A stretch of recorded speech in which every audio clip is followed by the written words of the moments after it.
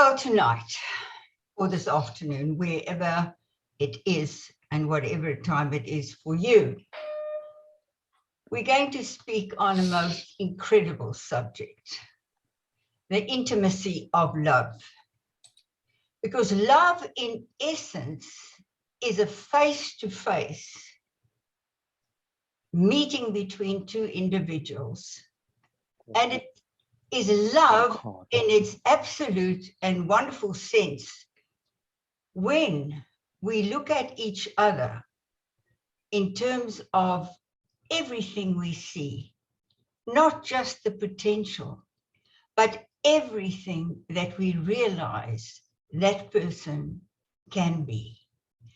Let me start with what Frankl actually said about love. Let's just listen to this. He said, love is the only way to grasp another human being in the innermost core of his or her personality. No one can become fully aware of the very essence of another human being unless he loves them. By his love, he's enabled to see the essential truths and features in the beloved person. And even more, he sees that which is potential in him. When Frankl said what man is, he is not yet, but ought to be and should become, we see that should become towards what ought to be in that person's life. And this is, I want to say, every time I am invited to speak about any subject, it's a challenge to my thinking, and I realize a new truth every time. That is why communion and conversation between us are so important, because it evokes our understanding of what we deeply share in common.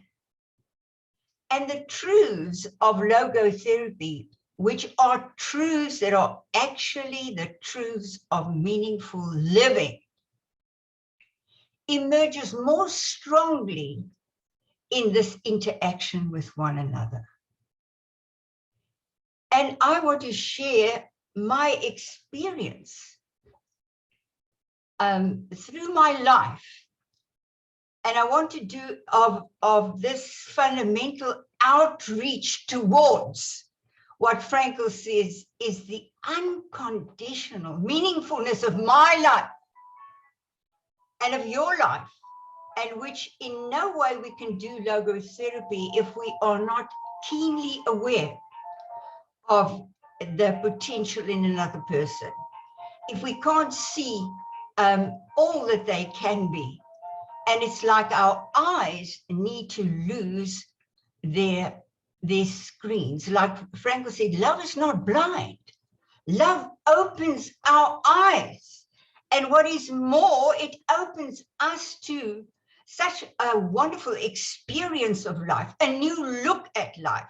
Life becomes beautiful through the eyes of love. And you know, deeper than that is, like I said, it's not just that you look at the uniqueness of the individual in front of you, but you actually see, you can sense their destiny.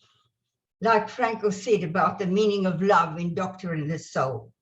He said, we have seen how the meaningfulness of human existence is based upon the uniqueness and singularity of the human person.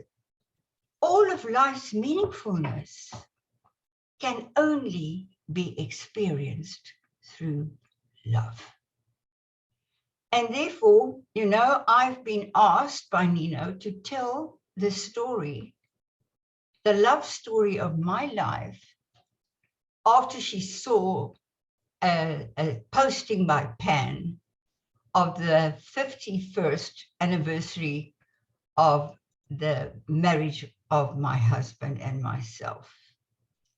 and her inquisitiveness as to know what is the story behind such fidelity, such faithfulness, such togetherness for a lifetime. Because, you know, isn't it so? And I'm sharing my story with you because if I want it to resonate with you, it has to resonate with yours.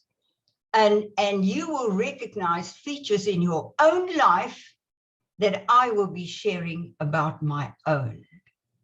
And this is it, you know, the commonality that we share with each other. And when Frankl said that unless mankind is not to destroy itself with division and heartlessness, lovelessness, violence, conflict, then it'll have to find a common will to common meaning. And what is our commonalities? Let's share it.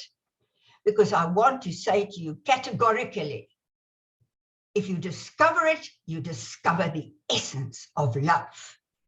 Because that's where it is.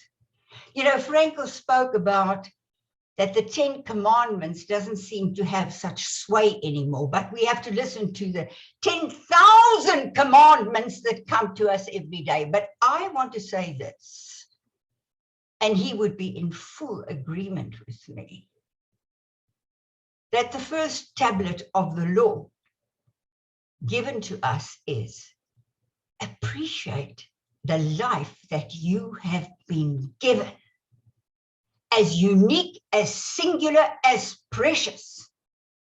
Preserve the purity of your soul, like Frankl said, the unscathed human spirit, the potential to become what you ought to be, and that the law encourages us to strive after. And every single challenge in life, every opportunity, every experience is actually coming from the transcendent and from the divine, filtering through to our consciousness, whether we recognize that as the voice of the transcendent or not.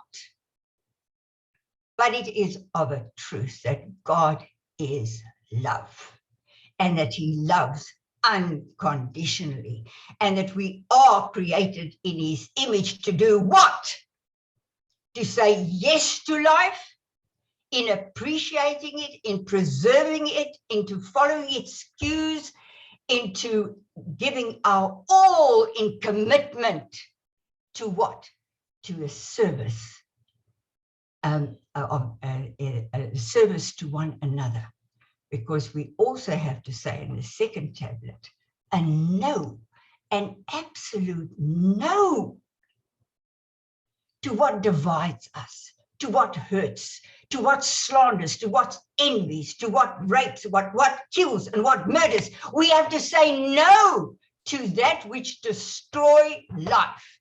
And you know, this choice, as Frankl said, that we have the freedom of choice, is put before us every single day in our own concrete, down-to-earth, here and now lives, wherever we are, whoever we are, and in whichever circumstances life comes to us, and it invites us to give the right response. Like Frankl said, there's only one answer to every question that life puts to us as a challenge, as an invitation, as an experience to have, and that is the right, the singular one, the most responsible one. And you know, the stop signs we're given in life when we go off course, isn't it uncanny? Isn't it true of you that you cannot deny that you have conscience? You have an inherent consciousness of what should and what shouldn't be. You know very well when you do what shouldn't be. I cannot excuse myself or justify actions I did in the past. I very well knew in the doing it that I shouldn't have done it. And this is part of setting us on course to learn to say no to what is wrong and to say yes to life. But what an invitation love is. Because I don't know if it's true of you, but I think deep down, like Frankl said, we know intuitively, even though we do not consciously always recognize it, that we are related to someone other than ourselves. We have to find that connection. We search for that connection because it brings our life on course. Now, to come to the love story of my life. If I look back, and you know, it's so wonderful to reflect on your life and to see where you came from and how life led you all along the way, even through the ditches and, you know, the detours. It was always ready to invite you back, and it was always ready to put you on course. That there is this deep longing in us, a search for a vital connection, for actually the experience of unconditional love. That I can have someone that can look at me. And you know, this is the new insight that I had in contemplating the theme of today. It's not just that you see my uniqueness, but that you also see my faults, my failings, my vulnerabilities, my weaknesses, my fears. You see it all. And you love me nonetheless. Love is, if it's love, it's unconditional. It doesn't ask you to live up to a standard before you are loved. That's conditional love. And I've had to fight conditional love all my life long. And it was always a searching after, you know, I've learned much more through things that are wrong than things that are right. You know, when I read a certain theory, a certain philosophy, and contemplate a certain religious persuasion, I think it through. What does it say in the end? Can I accept it and bring it to my innermost being as a truth? Or does it fall short of it? Does it even deviate from it? Is it hypocritical? Is it some kind of super ego guilt, which we have to? This is the kind of shame we have to fight. The kind of shame that is brought on others because they are humiliated, judged, they are seen through prejudicial eyes. We have to do the exact opposite. And you know, that journey may be hard and long. We may have to face very many trials and perplexities, hurts and sufferings in our lives. But for the joy that is set before us, you can endure any and everything. That is why your pursuit of love, not of happiness, not of success, but of love, will bring you to a triumphant ending. And you sense it. You sense it. There is much more to enjoy and to be grateful for and to treasure than there is the opposite. Oh, in fact, good, love have got extreme power over evil and wrongdoing.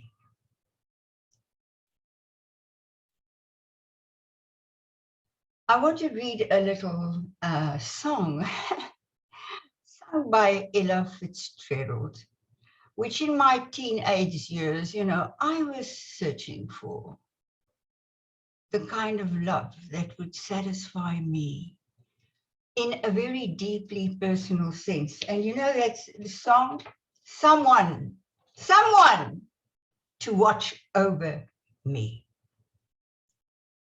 There's a saying old, says that love is blind. Still, we've often told, seek and ye shall find. So I'm going to seek a certain lad I've had in mind. Looking everywhere, haven't found him yet. He's the big affair I cannot forget. Only man I can ever think of with regret if I should not meet him. He said, I'd like to add his initial to my monogram.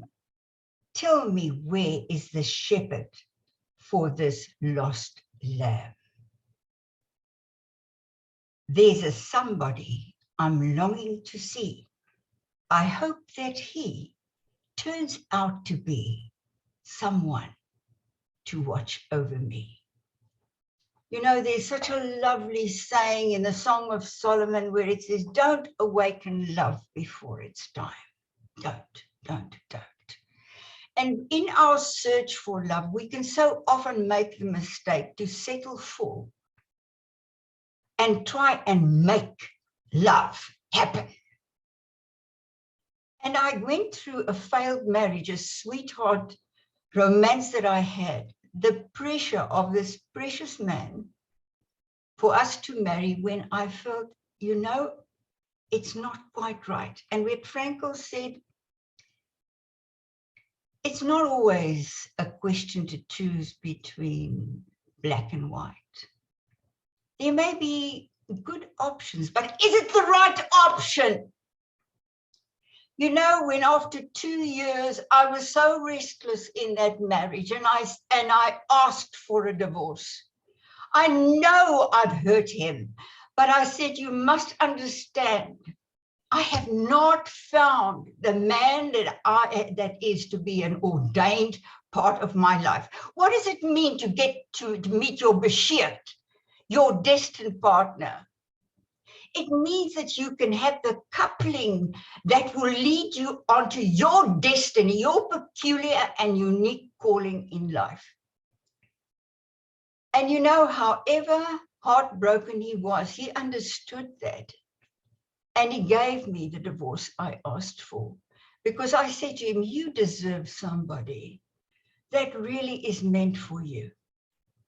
It's not good enough that you've got someone who loves you, yes, but you're not the man in her life. That's not good enough. And I am so grateful he became a great Afrikaans writer. And that was his destiny. It wasn't mine. It wasn't mine. So, you know, after the divorce, I threw myself into my studies, into the completion of my clinical training as a clinical psychologist at Teria Hospital in Johannesburg. And, you know, once you put your life on course, things start to happen. You meet one guidepost, 1 mile, and have one milestone after another in your life. It's incredible. And which was the first one? In Teria Hospital, the psychiatrist there still had a very medically based view of mental disorders. And they actually resented the clinical psychologists that were training in the hospital as well. You do therapy by talking? You know, what nonsense. This person is a schizophrenic. It's beyond reaching this person. And you know, and in that kind of a spite, I was sent a girl called Anne, who was diagnosed as a catatonic schizophrenic. Okay, she didn't talk at all. So what a challenge to me, the psychiatrist, that, you know, okay, you do therapy with a person that doesn't talk and doesn't respond at all. But I sat with Anne. I've told this story before, but this was the first milestone. I saw her beyond the physical and psychological layers of abnormality. I saw beyond her, and behind that, I was looking for the person of Anne, because like Viktor Frankl, whom I still did not know much about, he says, if he does not believe that there is a person behind the mental affliction, he would not be a psychiatrist. And his whole mission was to humanize psychiatry. And the wonderful effect that I just sat with her in silence, but in an atmosphere of such unconditional, actually longing acceptance, wanting to meet Anne behind her schizophrenia. And you know, she started emerging. That was the incredible thing. She started emerging.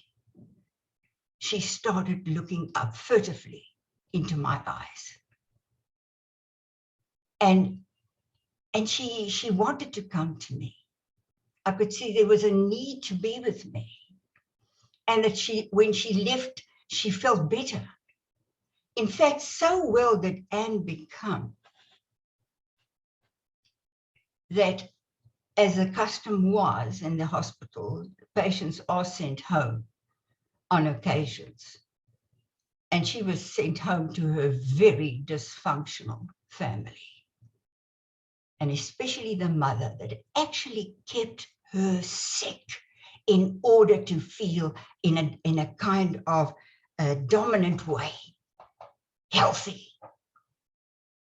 The mother was the really chronically ill person. But you know, like Frankl said, even in mental illness, there is a choice. You can be a paranoid schizophrenic that forgive your delusional persecutors, or you can actually try and go and kill them. Even there is a choice between good and what you should do and what you shouldn't do.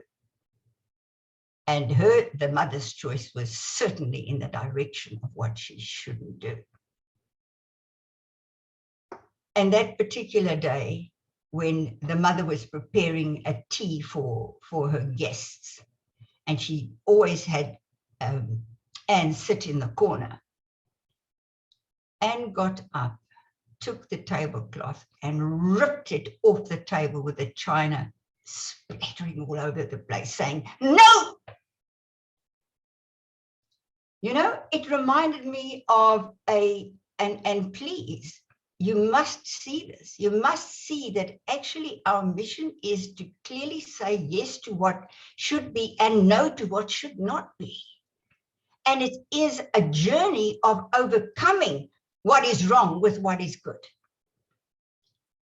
It is to turn every tragedy into a spiritual triumph. That is really what our lives are about. Anyway, Anne was really saying no. And as I said, it reminded me of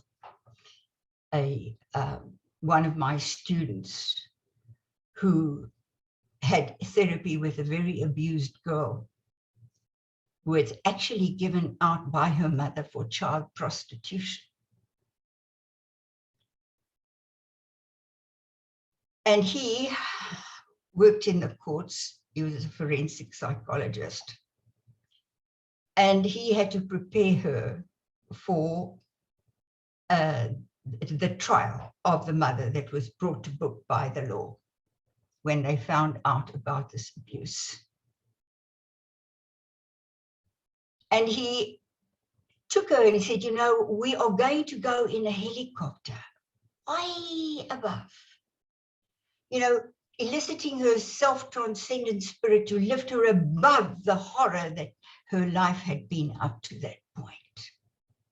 But in the meantime, she had also been put in a foster home, which with a loving foster parent, which really did a lot towards her healing. So eventually, slowly she would focus on where that all happened.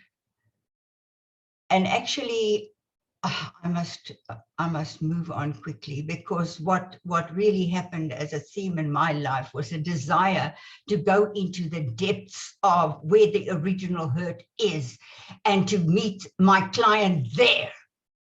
Not just, in the ordinary noogenic kind of counseling that most logotherapists do in helping people to go on despite. I wanted to go down to the depths so that their sufferings, that we can get a healing, because they have found they could look at what happened to them and deal with it in depth. And that was my desire, to go and study psychoanalysis, which I did. But coming back to this little girl, when she was brought to trial, she had the courage, when her mother was standing in the dock, to say to her, "You are not my mother. You should have protected me, and you did not."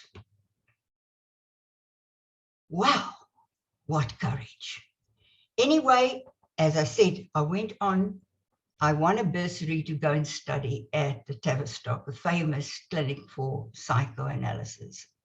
And here's the second milestone, great milestone of my life. Even before the courses began, I was alone in a little hotel room that smelt of gas. And oh boy, I really was overcome with great feelings of loneliness, away from home and family, in a strange environment, and before I could actually get started. But one of the men that have dated me back then had given me, not seriously, but anyway, we did go out. He gave me two addresses, or two telephone numbers of two bachelors, okay? And I was getting so depressed. I said, wait. I've got to do something. I'm going to phone these bachelors. And I did. I made an appointment with the one for the Saturday evening and with the other for the Sunday afternoon lunch. Oh, my word, the first one, Saturday evening. He was so prim and proper, an Englishman. I felt so uncomfortable, self-conscious. I hated every minute of it, and I tried to cancel the second one, but thank God I couldn't, because I only had the telephone number of the second bachelor at home, and at his work rather, and not at his home. And I will never forget, as they called me down and said, "David Shantall is waiting for you downstairs." And as I walked down the stairs, this blonde-haired man with a yellow jacket that made him look even more blonde was leaning over and animatedly speaking to the receptionist. That was David. He loved people. He was forever interacting with them, and he always brought out the best in them. But that I was yet to discover, because over lunch, I suddenly realized I'm at home with him for the first time, truly for the first time in any relationship with anybody, actually male or female, did I feel totally myself. The way he looked at me, the way he spoke to me. In fact, he had made an arrangement for tennis straight after lunch in case this blind date was somebody he also didn't much like. But he tried his best to cancel that tennis meeting, which he couldn't do. And when I was back in my little hotel room, I jumped around saying, "Oh God, he's so friendly. He's so friendly." In that wonderful film, As It Is in Heaven, the main character, Daniel, asked Lena that he had fallen in love with. He said, "How do you know when you love somebody?" And she answers, "It's when you're pleased to see them. It's when you like being with them. It's that they make you happy." Oh my word, love. Love is true happiness. That's the outflow. That kind of meaning gives you true happiness. That meeting, that unique connection with somebody that you come to love. But you know, he was very slow on the uptake, even though I looked forward for, you know, to because this commitment really grew. And one day when he walked away from me, I thought, I love this man. So, you know, the next time he came around, I grabbed him and kissed him. He was quite really taken aback. But I said, when are you going to ask me to marry you? So he arranged a special dinner at some grand place, you know, where he was not going to pop the question. And this is what really set me on my personal journey. But you know, it's not just a personal journey, because I must tell you, even if you do not have such a man in your life, even if you are unmarried, even if you are alone, you know, it's to find that connection with people. You know, there's such a lovely saying in Isaiah 54 where it says, more are the children of the unmarried wife than the children of the married. Because the urge is actually to connect to people. And as you do, and as you serve them, as you love them, it comes back to you with such great reward. Your life has meaning. It is needed. It is looked up to. It is embraced. You get the respect. You get everything that you can ever ask for in loving others. How richly it comes back to you. But anyway, you know, at that very time, I realized that however much, and I learned a tremendous deal from the great master, Freud, with his granddaughter and the psychoanalyst, his daughter and the psychoanalysts that were there, a great, great, great deal that I'm very grateful for, because it goes into the depths of infant experiences and childhood experiences and the hurts and the fantasies that arise and all of that. And the search, right, for connection, but it didn't go far enough.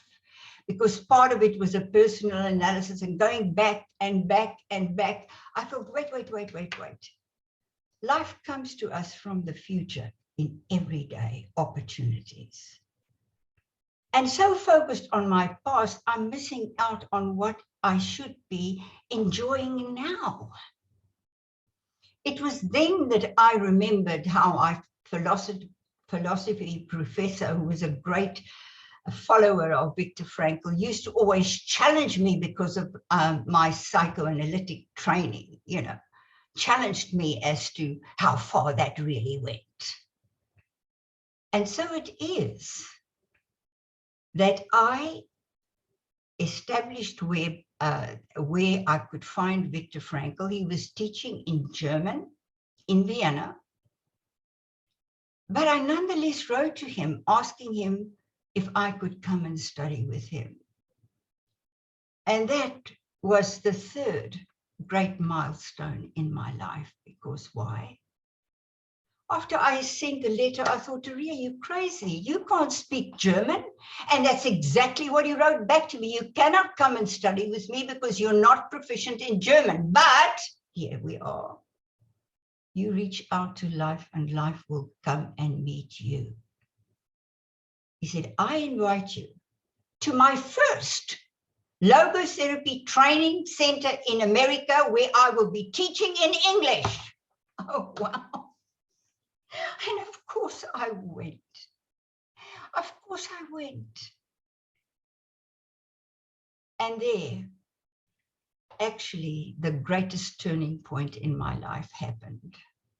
Because, you know, I had just listened to him that morning. And, you know, it was like I was in a desert of wandering and searching, and it was living waters that was bubbling up from inside me in excitement at what he was saying. Because, you know, He was saying, live each day, every moment of that day, in a highly aware and responsible way. He said, it's like you have a diary and you are like a book of life that you are recording who you met, what that encounter was like, what you heard in terms of truth that added to your understanding, what problem you had, and even if you didn't address it quite in the way you would have wanted to, that you make a note of to go and put right the next day. But if you have done it, oh, wow, to write it down. And every experience of beauty, everything that makes you open up to life as something incredibly precious, because that page you carefully can file away in your past, because he said, having been in the right way is the surest way of being. This is how you become yourself. Do your duty, respond to life, and you become who you are meant to be. You lose your unnatural self-consciousness and become highly self-aware, vigilant. Well, having heard this, I got a phone call from my family to say that my father had passed away. Now, I was very fond of my father, and I had a very close relationship with him. And I was thrown into a state of deep grief. What did I grieve? Listen, what did I grieve? My grief was every moment I did not treat him right. The things that I said that was hurtful to him. My father was a very irresponsible man. He made debts very easily and threw the names of the debtors in a lat and pulled out these that he was going to pay. He bought me a grand piano once. I only had it for 2 months and they came to collect it because he couldn't go on with the payments. But he was a wonderful man nonetheless. And, I was so upset with him because it also meant that he moved from job to job. And, I was from one school to another. I had a very unstable, confusing childhood, but I did have love. And, in the early morning, I dreamt, I fell asleep and I dreamt that I wrote a letter to my father, expressing my love for him and asking his forgiveness for the things that I did to hurt him. And then I woke up with a painful start. He's not going to receive that letter. He's not here anymore. And now here comes the incredible thing. We talk about coincidence. Aria, you here, you are a great explorer of what you call synchronicity. Those synchronized moments, they're not just mere coincidences. Because you know what? Before I left to study in London, my father gave me a diary. And he said, record what you experience. And when you come back, you can share it with me. Do you know that I had written nothing but nothing in that diary? I told this story before, so for those who've heard it. The pages were blank and empty. And then, Frankel in the camp, when he was almost at the end of himself with the suffering and the horror that he was going through, and he cried out, is there any meaning in my life in the face of all of this? And he heard a resounding yes. And so, it was my cry when I realized, when I wrote that letter in my dreams to my father, that I heard a voice very distinctly. It was the voice of my father. And you know, he was slightly angry and impatient when he said, "Fill up your diary." And that was the turning point in my life.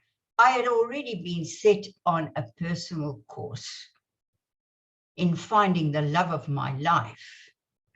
But you know, we're given people to love, close ones, our family, our children, the deep and personal, intimate connections that we make with a few of those that are given to us in this way that we belong to. But that's only the start. That's only the start, because there's a beyond after that. We actually set each other on the way of our own unique personal destinies, and no destiny is the same. Each one's life is irreplaceably unique. And if you live it in the way it should be lived, it becomes irreplaceable. You begin to be a part of a bigger story. As you reach out to people beyond your own. And that is what I sensed. You know, I got up from my bed and I said, I have to know where I'm going and go there. And that became a very determined way of living since that day. Frankel congratulated me the next morning because my family had advised me to stay, and I decided I would stay. My father went into debt to send me to America. Didn't have a bursary to go there. And Frankel congratulated me for staying. It was wonderful. And, you know, but then coming back to London, David was there at the airport to meet me. And I said to him, "You look so familiar. You look so familiar." He said, "But of course I'm familiar. You know me." I said, "No, you look so familiar." Oh, God. To recognize, you know, that your life is destined to be with somebody. You know, one of my books, when I did the dedication in front and I mentioned my husband, I said, "How do you thank somebody who brought you on your destined path?" Because David was Jewish. And, you know, and Frankel was talking about the meaning of suffering that he had gone through in the camps, and where he got his own vocation when he saw himself standing on a well-lit platform in an auditorium where people were sitting in upholstered chairs listening to him, and then he was giving an exposition of life in its utmost horror and suffering, and that it's possible, not only possible to find meaning there, but that kind of contrary experience evokes in your breast such a defiant power of the human spirit to say, "No, I will not be defined as vermin, as nothing, as on the list of the unwanted. I will live who I am." And listen, you know, this brings me to the other turning point in my life, because without that, I would not be where I am today. And that was when my husband and I, when, you know, eventually, let me first tell you this, that he was also so slow in the uptake to actually get down to marrying me, that I had to go back because of my bursary, and he was going to wind up his affairs in London and join me because, you know, he is an ex-South African, and he thought he'll give it another try because he couldn't stand apartheid. That's why he left. And he couldn't stand the hypocrisy of a Christian church that didn't allow blacks to worship there. He questioned what was my Christian upbringing. Anyway, point is, I had no sooner get back to South Africa, I couldn't stand this. Oh no, I couldn't. I remember sitting in the plane, and the hostess asked me, "Where were you?" I said, "No, I just got. I came to get married." She said, "Oh yes, and where's your husband?" "No, I left him behind. I'm going home." But I was no sooner home when I sent him a telegram, "Marry me when I will be in London for the Pesach holidays, Easter holidays." I wasn't going to wait. And so, I just want to share this with you because it was the most incredible experience, really. Frankl said meaning is like, that drawing power of the future. That is like iron filings in a magnetic field. Everything about your life just harmoniously come together towards that end point of connection, the final connection. And this is really what our marriage was like, because you know what? Of course, I wasn't Jewish. And there was no way that we could get married in a synagogue. So what did David do? I thought we'll just get married with a marriage registrar, but he knew it was a holy moment for me. So I was raised in the Dutch Reformed Church in South Africa, and he tried to find the Dutch Reformed Church in London. And he did come across there was a Dutch Reformed Church led by a Dutch pastor that he went to see and said, "Will you marry us?" And the pastor said, on one condition, he said, "Oy vey." He would ask me to convert to Christianity, and that's the end. I'm a Jew. But what did this pastor say? "I just want to get to know you." My God.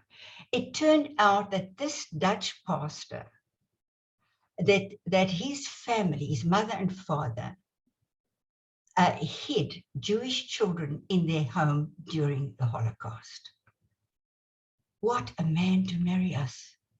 And here in this little Austin Friar Dutch Reformed Church filled with Jews, because you know what the strange thing is, that I always felt attracted. I had a strange fascination. Well, I think if you read the Bible, you cannot else but kind of wonder, who are the Jewish people that God had chosen and called his own to be a light to the rest of the world? My word.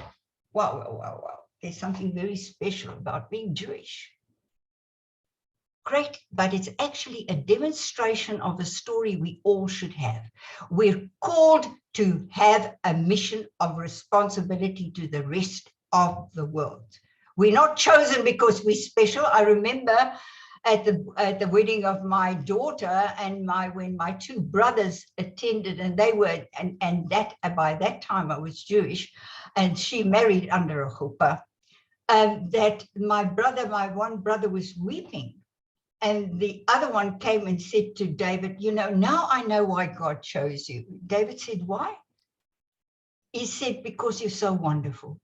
He said, "Wait a moment. No, God did not choose us because we're wonderful. He chose us to be wonderful." Wow.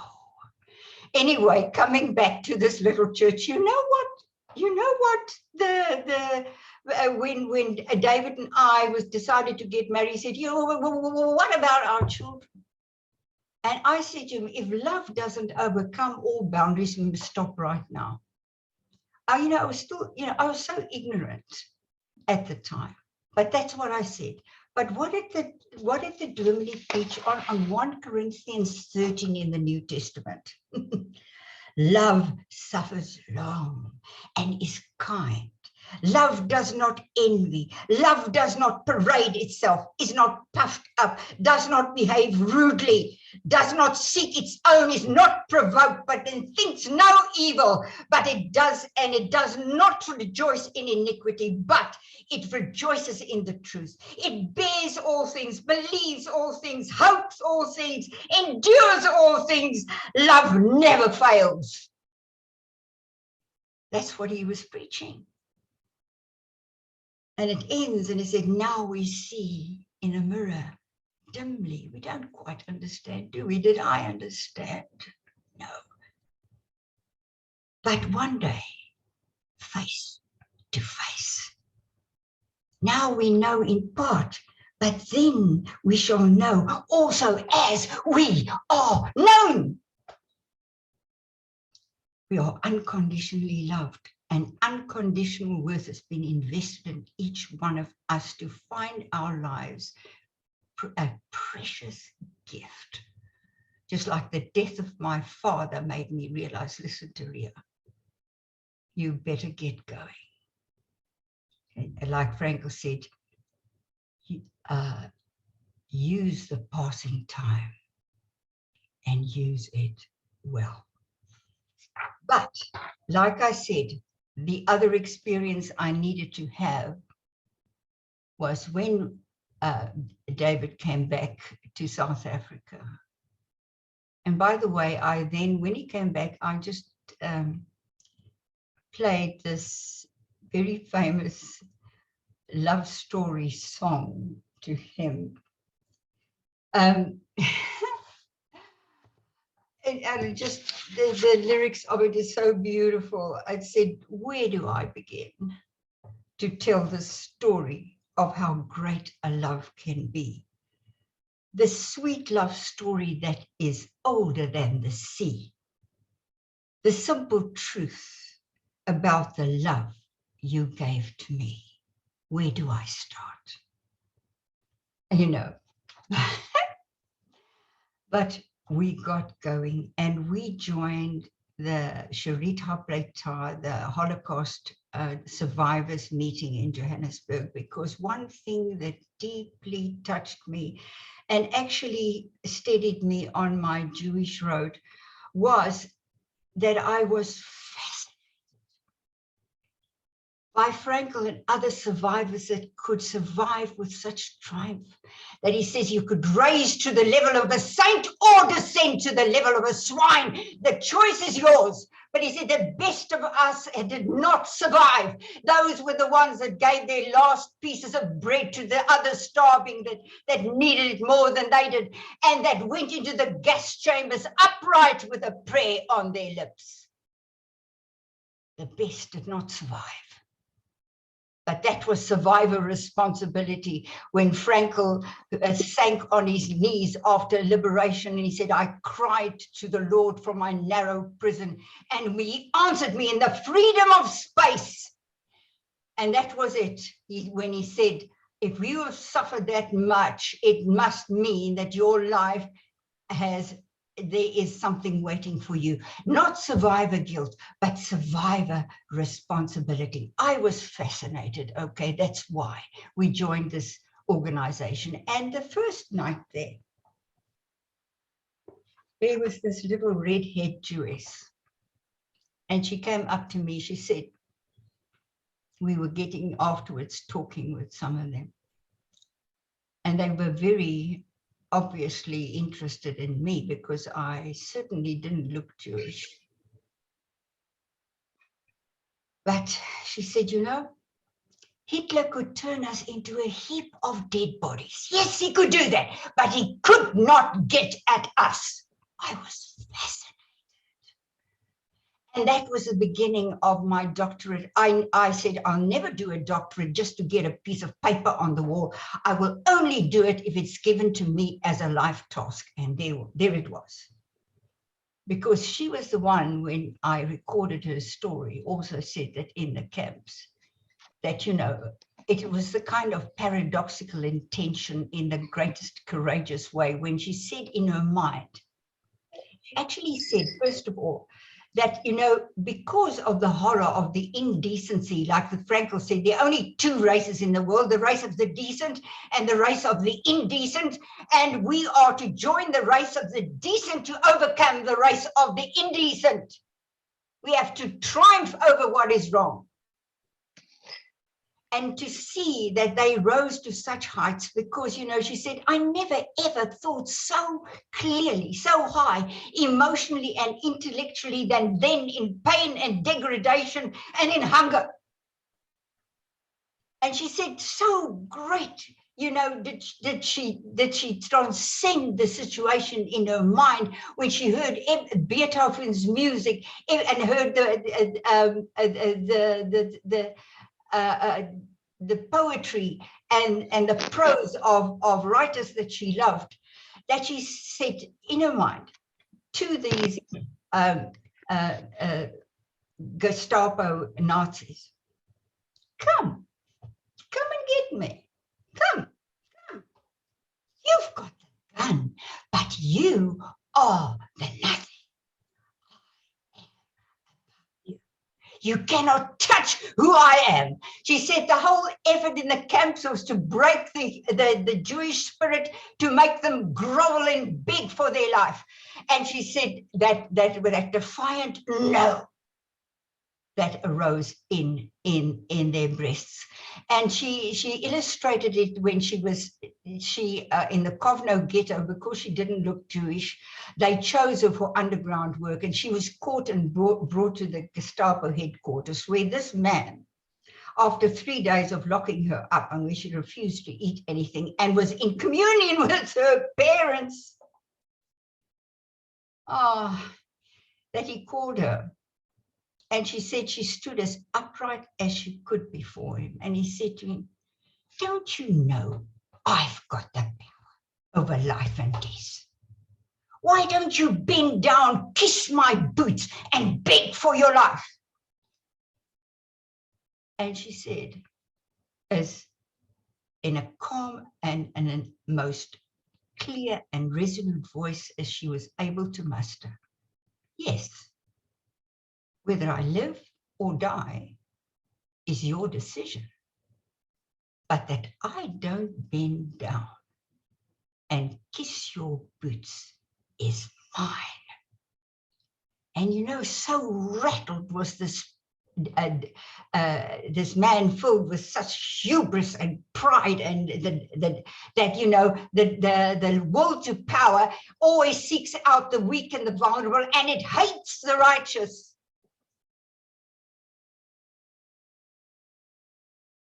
So rattled was he by the defiance of this little woman. I think she was barely 14 years old, so a ridiculous young age, that he sent her back to the Kovno ghetto. So that was a great turning point in my life, and then my children. You know, as I said, how foolish. And you know what? When we realize our foolishness with our kids, we can ask their forgiveness, as I did to my daughter many years later when she listened to me talking in one of these presentations. And in that audience, I said, darling, forgive me. Had I known what I should have been to you, what I should have given you,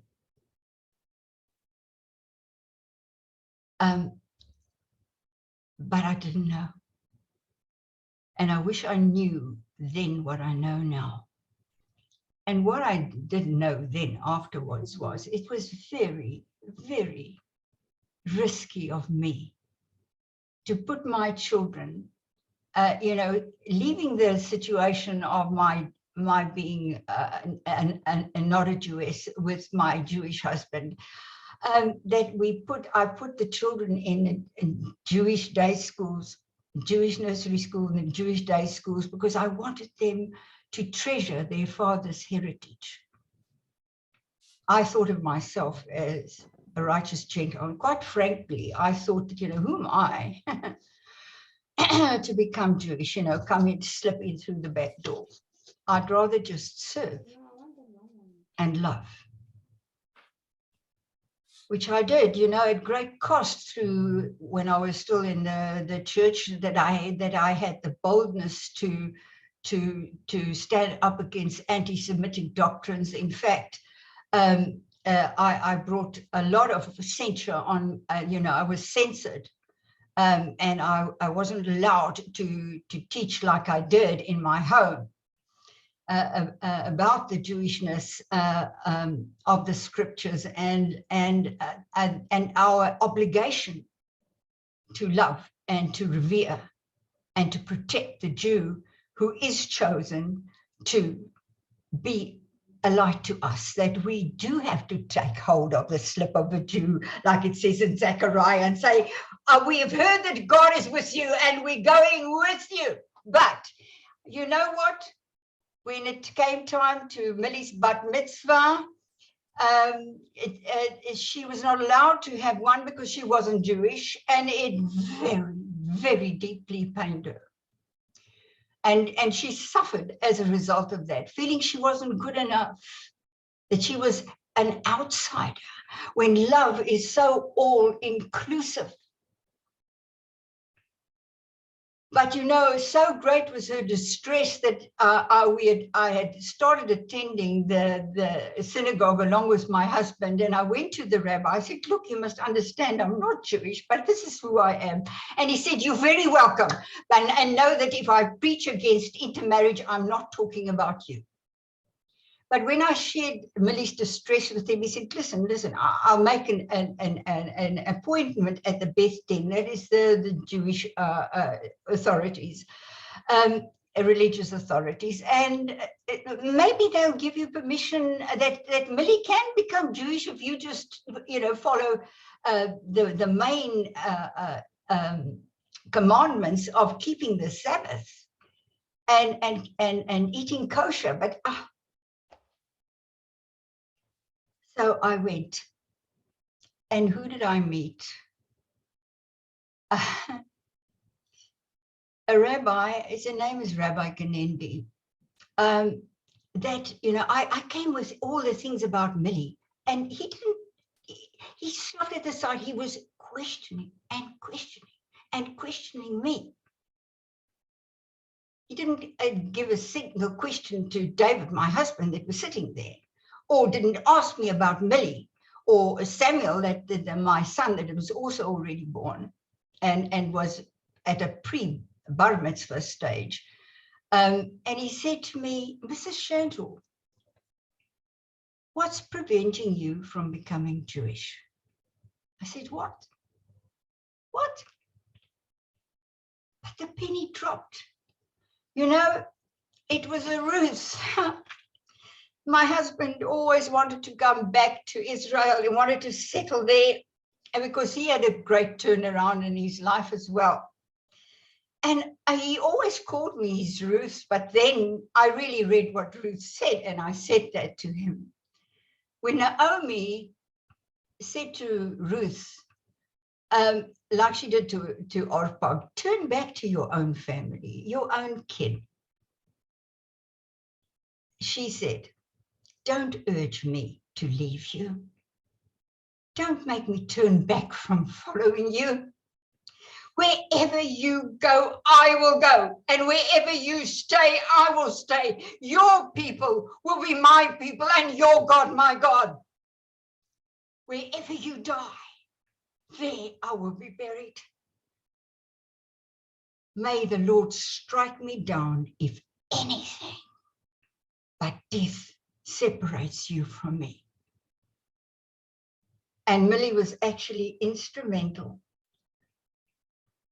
in my conversion, which she could participate in. Samuel, we had Samuel circumcised, but by our doctor and it wasn't a religious circumcision, so he just had a bit of blood to be drawn from him, and my children were then safely within the Jewish fold. And the great joy of my life is not only that Millie found, after searching through many relationships, her Bashir, my beloved son-in-law, who is Jewish. And when she came to me and said, Mommy, I've been so unhappy, but you know what? Sean makes me happy. And I said, darling, you marry Sean. And they've got a wonderful life, and she is a brilliant lawyer. still in South Africa. But Samuel preceded us. You know, I sent Millie to Bar-Ilan for a year. Samuel came to Kibbutzim, and he fell in love with Israel. He came to Israel before we did. And he calls himself the running tour guide. You know, they are so different, these two children. And when I once at a parent-teachers meeting, you know, Millie was so, she's an obsessive compulsive, so is my husband. But, you know, like Frankel said, it's how you use the traits with which you were born, even how you use your schizophrenia, if it's constitutionally based. How much our mental patients have got to tell us about the terrors of disconnection and of abandonment when they can't get through because of dysfunction.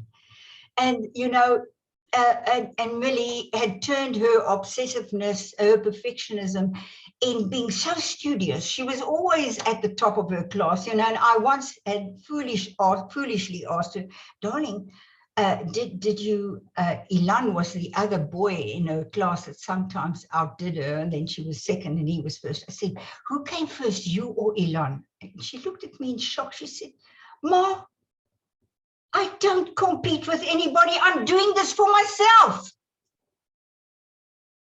Well, just to know that your child is on her own unique way. And the same with Samuel. Because as a little boy, he came to me and he said, you know, Ma, school's wasting my playing time. He wanted to be out in nature. And, you know, that's why when that teacher at that teacher's parent meeting said to me, you know what, I'm sorry to say, but Samuel's not Millie.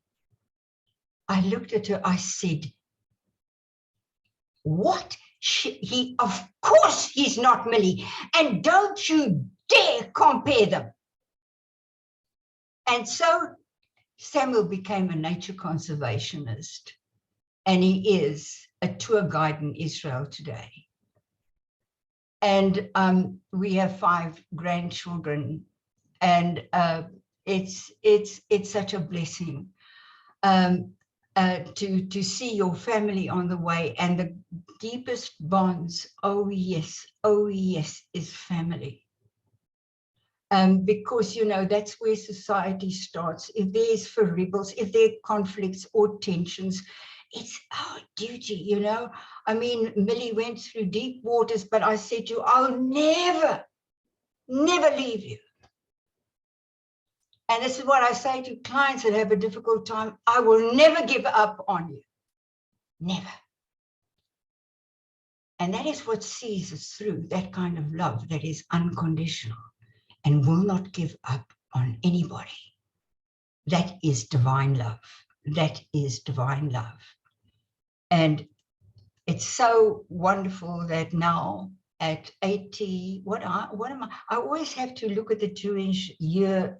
The last 2 digits numbers is what my birthday is. It is, you know, 5782. Oh, I'm 82. Okay, I'm 82. My husband is 90.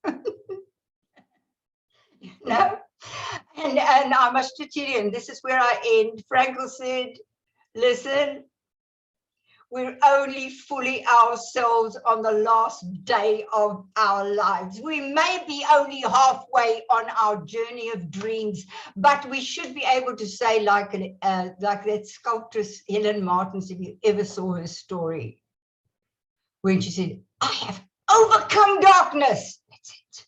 That's it. With the light of truth.